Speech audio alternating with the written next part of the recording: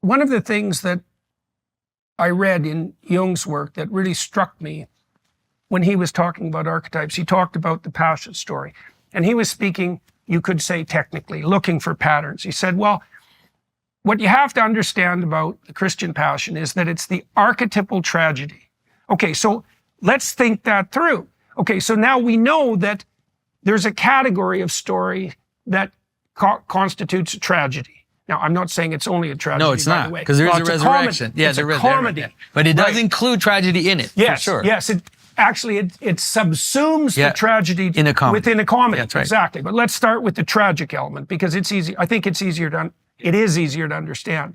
Okay, so now imagine there's something in common among all narrative forms that we recognize as tragedy. So there's an ideal, there's a staff around which all tragedies circulate, and they're better or worse examples of the ideal Platonic tragedy.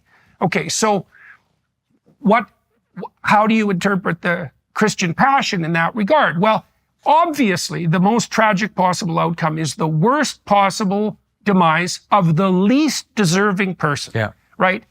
By definition. Okay, well, that's clearly played out in the Christian story, because Christ is represented as sinless and ideal, and also as really universally regarded as good, even by his enemies, even by the people that are going to kill him, right? And so there's tremendous insistence on his transcendent goodness, and then his mode of death is betrayal at multiple levels, a painful, disgusting, humiliating, and shameful death, because that's what the Romans designed crucifixion for, right? And young in front of his mother. Like, all the things that could happen to you that are terrible in life are stacked up in that story. Okay, so what, you might say? Well, the question is, that's going to be reflected in your life to some degree, because all of those terrible things, some of those terrible things are definitely going to happen to you. So then the question is, what attitude should you bring to bear on that reality? And the answer in that story is something like the answer in the book of Job, which is faith predicated, not only acceptance, but welcoming, right? Well, let's take the contrary position. Well, bitter, resentful hatred of life because of its suffering. Yeah. Well, first of all, that's not going to do you any good. It's just going to magnify your suffering. And then I've also kind of tracked where that goes. That's the story of Cain. If you're bitter and resentful and angry because of the unjust suffering that characterizes life, that isn't where it stops. It transforms into murderousness. It transforms into rejection of the ideal. It mutates into a genocidal proclivity, and then a deicidal proclivity. That's a hellish descent. And so obviously, unless that's what you want, that's not good. So there's this notion in the Christian passion that the deepest radical acceptance of the most painful preconditions for existence is the precondition for life more abundant and the descent of heaven. Well, I don't see an alternative to that viewpoint, because the other viewpoint is the one I just laid out. So in the book of Job, Job is tortured badly by God, betting with Satan, who proclaims to God that he can shake Job's faith, that Job's courage and evident goodness is merely a consequence of his privilege, essentially. Yeah. And God says, I don't think so. Have at him.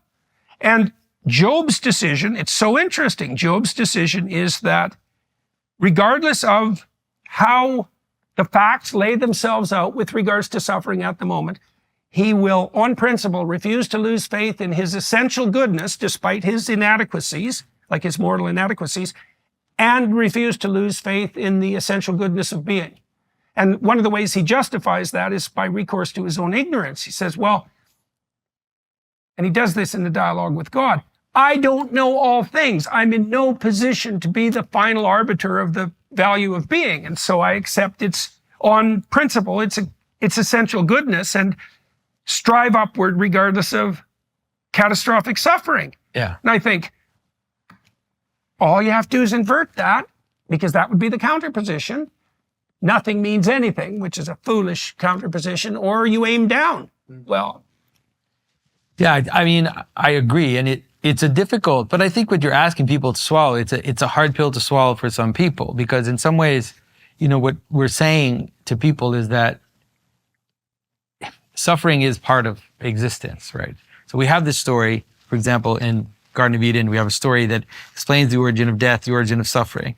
And the reason why we need that story is because of the fact that we can perceive the gap between the fact that we suffer and the notion that we have that in some ways this is wrong, that there's something off about the fact that we suffer, right? Because if you would imagine that, you know, this is just the way the world goes, then we wouldn't perceive a gap.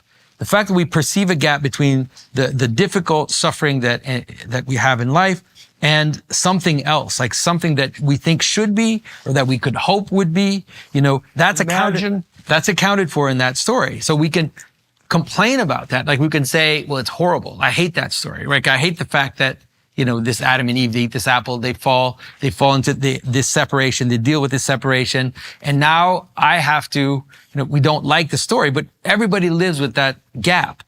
Everybody, even the atheist, even the most angry atheist is usually an angry atheist because of that gap. Yeah, because they can perceive the difference between some ideal that they have of how things should be and the reality of what they're I saw that with Stephen Fry. He got visibly outraged talking about bone cancer in children, that he would hold God accountable for that. And it's you can't have your cake and eat it too. That's right. Like, the fact that you're outraged by that means that you have faith in a transcendent moral order, which is being violated. You think that children shouldn't have bone cancer, which is like, you know, things happen. Like if the world has no meaning and that bone cancer scientifically is no more or less interesting as a healthy bone, it's just different phenomena that you're analyzing that lead to different predictable outcomes, you know. Value-free facts. Exactly, value-free facts. Yeah. No, we do care. And we do find it difficult to see the suffering in humans.